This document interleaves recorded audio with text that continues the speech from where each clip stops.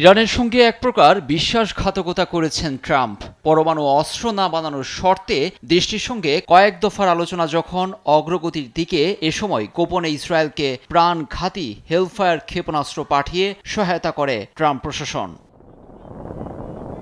গত মঙ্গলবার এসব ক্ষেপণাস্ত্র ঢুকে ইসরায়েল ভূখণ্ডে। এর দুদিন পর ইরানের সামরিক ও পরমাণু স্থাপনায় স্মরণকালের ভয়াবহ হামলা শুরু করেছে ইসরায়েল। অথচ প্রেসিডেন্ট ডোনাল্ড ট্রাম্প বলেছিলেন তেহরানের সঙ্গে চুক্তির দ্বারপ্রান্তে তার দেশ।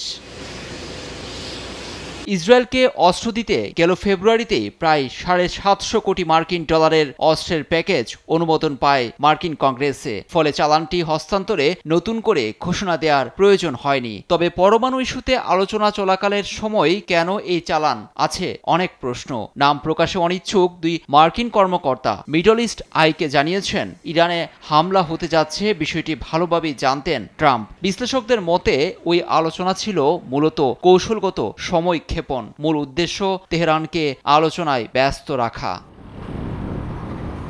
বিপুল সংখ্যক আধুনিক ক্ষেপণাস্ত্র সরবরাহের ইঙ্গিত দেয় ইসরায়েলি হামলার পরিকল্পনায় বাধা দেওয়ার শুধু ভান করেছেন ট্রাম্প, উল্টো অস্ত্র দিয়ে করেছেন সহযোগিতা।